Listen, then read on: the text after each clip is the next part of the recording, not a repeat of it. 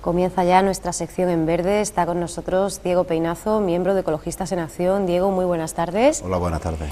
Bienvenido a Córdoba TV. Bueno, Diego, algunos de los principales problemas en las ciudades modernas son producto precisamente del transporte, pero parece ser que lo hemos aceptado socialmente y que lo asumimos con cierta resignación incluso, ¿no? Sí, yo creo que hemos normalizado, vemos como un hecho normal que el coche ocupe prácticamente todo el espacio público, que cuando vamos conduciendo tengamos la razón, tengamos la preferencia y nos llevemos a quien haga falta casi para adelante. Una anécdota, recuerdo todavía en una calle peatonal, se cruzó mi niño chiquito y el hombre en vez de frenar le pitó, dice, quítate.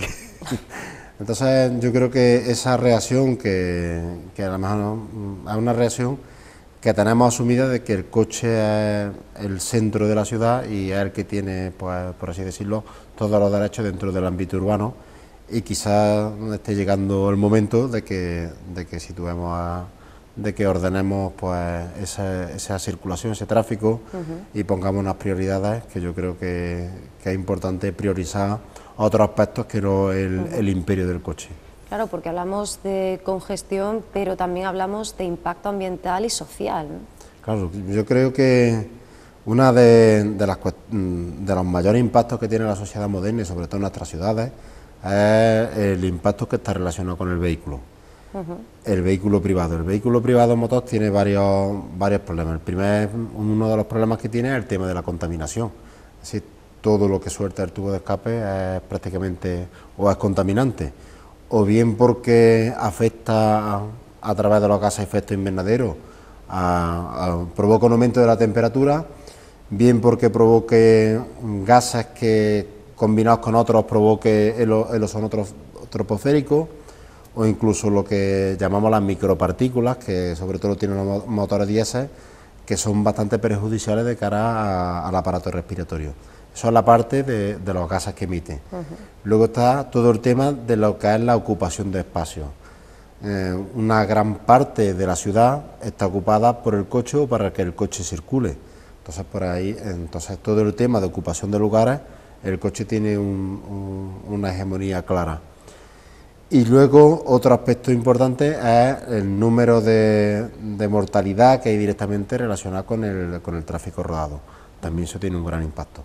Bueno, y luego también tiene un impacto en el bolsillo, donde gran parte de nosotros pues nos hemos acostumbrado o estamos obligados a utilizar el coche, y una parte importante de nuestros ingresos se van a la hora de mantener a los vehículos.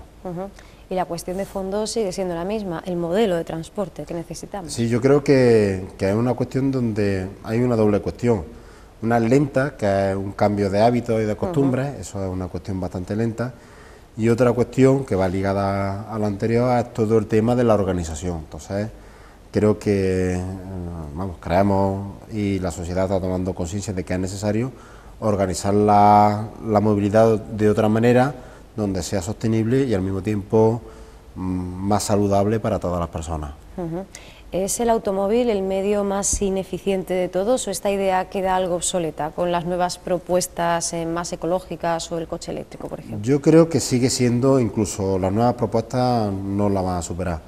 Primero porque el coche normalmente lo está utilizando una persona. Creo recordar en peso, muchos coches pues están en torno a 1.500 kilos, entonces hay que mover 1.500 kilos para transportar 80 kilos que puede pesar una persona. Entonces eso es para que nos hagamos una idea entre la relación de lo que tiene que mover un coche. Y luego el rendimiento de los motores es realmente bajo, es decir, que estamos hablando de unos motores donde el rendimiento, creo recordar, en torno a un 30%, no recuerdo muy bien, pero está en torno a esa cifra. Entonces, donde gran parte del combustible pues no se utiliza para el movimiento de las personas.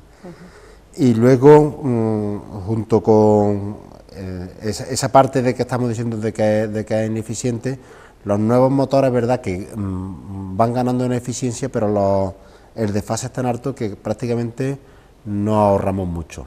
De hecho, incluso pensando en los motores eléctricos lo que hace es de alguna forma trasladar el problema a otro sitio. Si yo cargo mi coche con energía eléctrica, pues energía eléctrica pues puede venir de una central térmica, puede venir de una energía nuclear. Entonces, pues realmente el coche no contamina, a lo mejor en el lugar donde se mueve, pero sí está contaminando la energía que lo utiliza. Luego existen lo que son los motores híbridos, donde pueden alcanzar unos mayores rendimientos, todavía son caros, pero que realmente no acaba de amortiguar toda esa ineficiencia que arrastra el coche. En cualquier caso, se reclama, ¿no?, ese cambio de conciencia. Hablamos de movilidad sostenible y es que esa futura ley pues viene preparándose ya en la ronda de encuentros con diferentes organizaciones desde el pasado 10 de diciembre por parte de la Junta de Andalucía, de la Consejería de Fomento y Vivienda. Sí, la Junta de Andalucía está preparando una ley de movilidad sostenible que viene a sumarse a la que ya se hizo en Cataluña, donde existe una ley de movilidad sostenible. Creo que hay también un proyecto en el País Vasco de movilidad sostenible. Y luego había una reivindicación de Ecologistas Nacionales a nivel estatal, donde se le pidió entonces al gobierno de Zapatero, se le pidió una ley de movilidad sostenible en el ámbito estatal. Esa ley pues quiso impulsar la Ecologistas Nación junto con Greenpeace, creo también recordar ADENA. Ahí apoyaban también Comisión Obrera, apoyaba Izquierda Unida, también los Verdes, con la idea de la necesidad de ordenar la forma de moverse y jerarquizar hacia dónde deberíamos impulsar, qué medios de transporte deberíamos impulsar de cara a que nuestra movilidad pues no tenga un alto coste ambiental. Uno de las grandes virtudes que se están señalando de este procedimiento, de este proceso, es que se está contando con todo tipo de colectivos, y es que aquí todos los agentes sociales son importantísimos, desde grupos ecologistas hasta asociaciones vecinales, ¿no? Todo el mundo está implicado. En el tema de la movilidad nunca se puede hacer una ley de movilidad o un proyecto de movilidad sin contar a lo que son los actores, porque los actores van a ser en algunos momentos los que favorezcan, primero, en todo el tema de lo que es participación ciudadana, siempre hay que tener en cuenta que dos ojos ven más que uno, es decir, el tejido asociativo, las asociaciones pueden darle pistas al legislador de algunas carencias que el legislador no se ha dado cuenta. Entonces es fundamental que se escuche su palabra. Y luego al mismo tiempo hemos dicho que tiene un componente, el tema de la movilidad tiene un componente de cambio de valores. Entonces tú tienes que buscarte unos aliados con los que ese cambio de valores sea más importante. Y en eso pues los movimientos ecologistas, incluso las asociaciones vecinales que sufren día a día pues todas las consecuencias de un modelo de transporte que no es de la forma más racional, pues pueden aportar bastante en ese cambio de mentalidad en la población de cara a que esa ley pues pueda desarrollarse lo mejor posible. Bueno, y dada la fase en la que nos encontramos, ¿cómo valoras el trabajo de la Consejería, sobre todo a través de la Dirección General de Movilidad? Ahora mismo lo que tenemos son un esquema básicamente de lo que va a ser la ley, una declaración de intenciones que va en la línea de lo que Ecologistas de Nación presentó en el ámbito estatal, es decir, intentar ordenar con unos criterios lo que es la movilidad dentro del territorio de Andalucía. Hay que ver los aspectos luego concretos, cómo se desarrolla esa ley, pero la impresión es muy parecida a la que se hizo en Cataluña y muy parecida a la que se presentó. Creo que hay un valor para mí importante que he visto en el esquema, que es el tema de la financiación. Así, una ley, si no va ligada con unos recursos, la ley puede quedar estéril. Entonces creo que si se es capaz de afinar en el tema de la financiación, puede salir una ley bastante aceptable de cara a aplicarla dentro del territorio de Andalucía. Se prevé que el texto de esa futura ley de movilidad sostenible esté articulado para el primer semestre de este año. ¿Eso crees que es factible, que se va a poder producir? Eso quizás, aunque lo veamos desde fuera, claro. Eso quizás le corresponda más a la propia consejería, el medir los tiempos. De todas maneras, lo importante, incluso más que se desarrolle en este primer semestre, lo que creemos que es importante es que se debata y que salga una ley que realmente no sea un papel más, una ley de esas que tenemos que no se cumple, sino que se pueda cumplir. Entonces, si la tenemos pronto, pues mejor, porque luego también podría hacerse ajustes sobre una norma. Tampoco tiene por qué cerrarse, sino en el momento de que en el que se desarrolla se ve desajustes, pues se puede modificar. Pero creemos que vale la pena, aunque sea esperar un poco y salga una buena ley, más que correr mucho. De todas maneras, es importante que la ley salga con cierto tiempo, porque la ley solo es un marco en el que a partir de ahí se desarrollan distintos planes estratégicos, claro, sean a nivel municipal, sea a nivel sectorial. Entonces, pues, que se impulse una ley, luego esa ley tiene luego que irse desarrollando con muchos más proyectos en los que se amparan en esa ley. El pasado día 19, la titular de esta consejería, Elena Cortés, se reunía con más de 60 colectivos y asociaciones, así como instituciones en la ciudad de Córdoba. No sé si tuviste ocasión de asistir a ese encuentro, a ese evento. ¿Qué impresiones te llevas? Lo que hemos comentado antes de esa actividad de la participación ciudadana, ¿es de fondo o es una cuestión quizá más de forma? Yo no pude, en esa reunión no pude asistir. Algunas veces eso de que se llama la conciliación, no solo la conciliación laboral, sino es imposible también, estar en todos los frentes. También la conciliación en el tiempo libre. Claro. Lo que sí es verdad que con la gente con la que estuve hablando, pues en principio pues ven un buen punto de partida, y luego además pues inmediatamente se lía un debate bastante intenso sobre muchas cuestiones que lleva la ley Parejo. Lo que hay que ser también realista y ver lo que puede alcanzar una ley, porque una ley en Andalucía no va a resolver en 3 años todo el tema de la movilidad. Es una etapa, es un paso más dentro de una etapa que creo que hay que cubrir.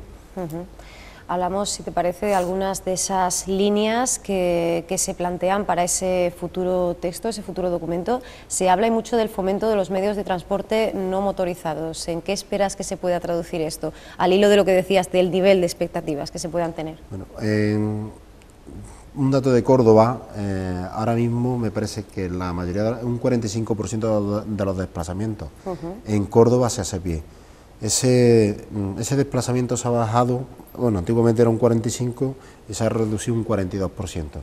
Entonces, una de las expectativas que tiene que cumplir es favorecer que en las ciudades se pueda circular andando, y se pueda circular andando con seguridad y con bienestar. Eso implica la realización de itinerarios seguros para los peatones, y luego también itinerarios entre comillas rápidos. Algunas veces el peatón se encuentra que muchas veces se miden las esperas que tenemos cuando vamos en coche, nos encontramos con todos los semáforos rojos y nos quejamos de que Córdoba tardamos mucho en cruzarla porque tenemos los semáforos en rojo, pero no somos conscientes de cuando vamos andando de todos esos espacios muertos que tenemos también cuando nos paramos los semáforos en rojo. Entonces, pues el hacer unos espacios, unos sitios seguros, y luego también que se pueda circular a cierta velocidad y con bienestar, todo el tema de los itinerarios peatonales es un tema fundamental. Es una expectativa que desde una ley andaluza le va a pedir al ayuntamiento de que regule este aspecto y de que favorezca este aspecto. En concreto, ya hablando, en Córdoba existe un avance de lo que sería ahora no me acuerdo, un modelo de accesibilidad. Leyendo un poco en el tema de los espacios para el peatón, se habla de que los espacios del peatón en una Córdoba como es la nuestra, bastante soleada, pues tendría que cuidarse todo el tema de la sombra. Se notaba como en verano pues vamos menos andando porque hace mucho calor, pues también el tema de facilitar que vayamos andando va ligado a que encontremos parajes donde podamos ir a la sombra. Bueno, en definitiva, es un aspecto que la ley andaluza puede tocar, que es que todas las grandes ciudades donde tenemos el problema, pues se pueda desplazarse a pie con seguridad. Una segunda cuestión también es el tema del uso de la bicicleta. Había un dato bastante curioso que aparecía en algunas reflexiones que se hacían en torno a la ley, era que el carril bici en Sevilla, todos los kilómetros que se habían hecho, habían costado 35 millones de euros. Era una barbaridad. Sin embargo, la única línea de metro que se había hecho había costado 600 millones de euros. Y el número de desplazamientos era similar.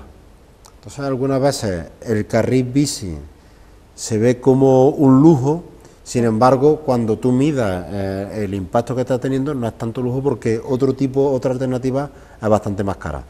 Entonces, una ley que impulse toda la movilidad en bicicleta y que favorezca que la bicicleta pues, pueda desplazarse en la ciudad, pues también va a tener una repercusión en la calidad de vida de la ciudad y también en el bienestar de las personas. En línea tenemos ahí el Plan Andaluz de la Bicicleta, actualmente en fase de elaboración, ¿no? Bueno, ese plan pues no conozco muy bien, no tengo bastante conocimiento cómo va. Lo que sí puedo, hay algunas reflexiones que ha hecho el movimiento ecologista en torno a ese tema, Sí. y algunos debates. Hay un debate dentro del propio movimiento ecologista en el tema del uso de la bici, que es si la segregamos del espacio público o por un lado la integramos, le damos preferencia. Algunos miembros de los movimientos ecologistas se niegan a que se haga el carril bici, tiene un componente educativo, pero al mismo tiempo tiene un componente, su otra cara, donde de alguna forma el coche se hace el único dueño de la vía pública. Entonces algunas veces se reivindica desde el movimiento ecologista de compartir ese espacio donde la prioridad no la tenga el coche, sino la tenga el transporte no motorizado. Entonces eso llevaría a medida de calmar el tráfico frente a segregar el tráfico. Esa reflexión está ahí y yo creo que ese plan pues recoge esos dos aspectos, y de cara incluso también a lo que conozco algo más, que es el proyecto que existe de movilidad sostenible en Córdoba, pues se habla en las ciudades de zonas 30, donde prácticamente toda la ciudad sería zona 30, no se podría circular más de 30 kilómetros por hora, con preferencia en gran parte de los sitios hacia el peatón, a la bicicleta, con respecto al coche. Con la última reestructuración por parte del gobierno local, del casco histórico cordobés, ¿crees que nos acercamos más a una movilidad sostenible o menos? ¿Cómo vale más eso? Nosotros, yo vivo en el centro, entonces en el casco histórico, y de alguna forma ves que el casco histórico tiene que ser un casco vivo, y al mismo tiempo el vehículo no podía ser donde el vehículo fuera por todos los espacios. Entonces, en los últimos años, durante mucho tiempo se ha estado parado, y en los últimos años se estaban ya realmente tomando medidas de accesibilidad al casco histórico y dando, pues, restringiendo el uso del coche en lo que es el casco antiguo.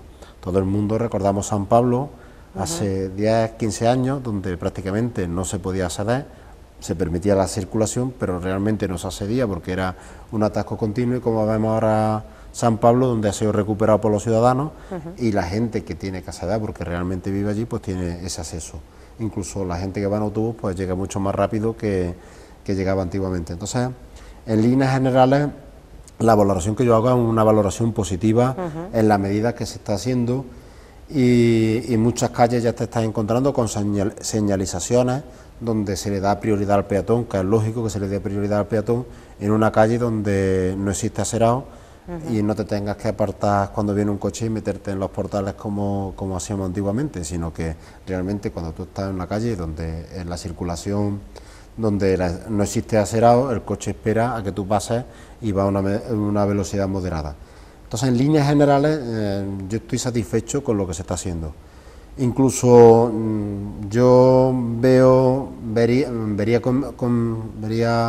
positivo que el autobús circulara por Gran Capitán, por Cruz Conde, perdón. Creo que la peatonalización completa de Cruz Conde no favorece la movilidad, sino que ahí vería positivo que el transporte público pudiera circular también por esa calle. Igual que también veo positivo con la polémica que se ha creado con el Paseo de la Ribera. Yo personalmente veo bien que el transporte público pase por la Ribera. Veo que otro tipo de transporte se restrinja, pero lo que es al menos el autobús tendría que pasar por ahí, porque favorecería que la gente llegara a esa zona con medios sostenibles como el autobús, y no sería incompatible con otro medio de transporte como el transporte no motorizado, que es andando y en bicicleta. Cuestiones muy polémicas lo fue en su momento la calle Cruz Conde y lo está siendo ahora, ¿no?, esa nueva ribera. Hablábamos de la responsabilidad, en este caso del gobierno local. Otro de los puntos que toca esta nueva ley, que quiere tocar esta nueva ley, es la regulación de las obligaciones que tienen las administraciones con respecto al transporte público. ¿Cómo le afecta o cómo debería afectarle a Córdoba?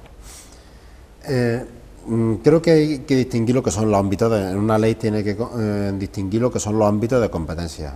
Yo creo que que la administración local tiene que regular su propia movilidad. Lo que creo que la ley marco tiene que dar unas prioridades hacia dónde tiene que ir las ciudades. Entonces, lo que nos están pidiendo desde todos los niveles, de lo que nos está pidiendo la ciudadanía, lo que está pidiendo también la instancia europea, es que vaya potenciando el transporte público y vaya potenciando lo que es el transporte no contaminante y no motorizado. Entonces, lo que creo que tiene que propiciar es que los ayuntamientos pues ordenen el tráfico conforme a esos criterios. Lo que pasa es que hay una cuestión que hay que tener muy clara, que también hay una reflexión que se sale del ámbito de la ecología, pero yo creo que es importante. Los ayuntamientos tienen pocos recursos, es decir, son lo que se llama la administración pobre.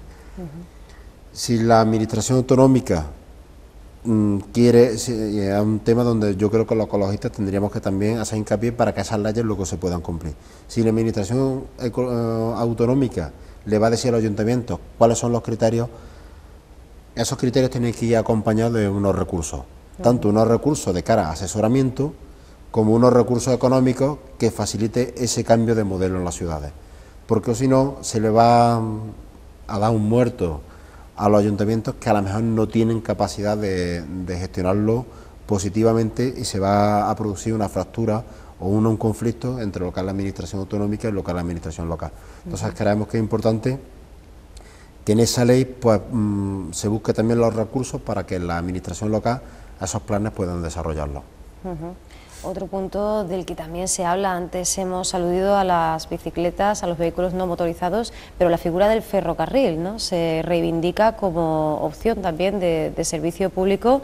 ¿Qué te parece ese propósito marcado en el Libro Blanco del Transporte de la Unión Europea, en virtud del cual hacia el año 2050 pues este medio debería suponer el 50% del transporte de más de 300 kilómetros de personas y mercancías? Claro, uno de los, bueno, quizás de lo que es la media distancia, el transporte más rentable es el ferrocarril. El rozamiento que existe entre acero y acero es el mínimo. Claro. Entonces eso significa que la eficiencia del ferrocarril es bastante fuerte. Es verdad que el ferrocarril tiene una inversión previa bastante alta, que es toda la construcción de la infraestructura, pero que luego eso se compensa a lo largo de los tiempos. La pena es que España, pues en el tema del tren, pues se haya quedado atrás y luego los gobiernos que vinieron después se ha potenciado mucho la autovía y sin embargo el tren pues se dejó a un lado. Y luego en el tema del tren también fue un problema, y Ecologista así lo denunció, donde se apostó por la alta velocidad y no se apostó por otro tipo de tren mucho más accesible. Frente a la alta velocidad, creo que ecologistas apostamos por la velocidad alta. No es un juego de palabras, sino la alta velocidad hablaba de una circulación de los trenes a 300 kilómetros por hora, solo unía núcleos metropolitanos, y Ecologistas en Acción apostaba por una velocidad no tan alta, estamos hablando de 200 kilómetros hora, favorecer la doble vía en todos los tramos, y también favorecer la unión entre las poblaciones más pequeñas. Es decir, favorecer que donde el tren pudiera parar no solo en las grandes capitales, sino también en poblaciones más pequeñas. Esa era la apuesta y la apuesta que seguimos haciendo Ecologistas Nación. De hecho, nos unimos bastante a los sindicatos que se mueven, los sindicatos ferroviarios, en esa apuesta, porque con todo el desarrollo de la alta velocidad se estaba dejando a un lado las redes convencionales, incluso el mantenimiento. Se ha producido hace poco 2 descarrilamientos en Andalucía. Sí. No sabemos hasta qué punto pues, puede estar relacionado con una falta de mantenimiento de esta red convencional, que por un lado es la red más social.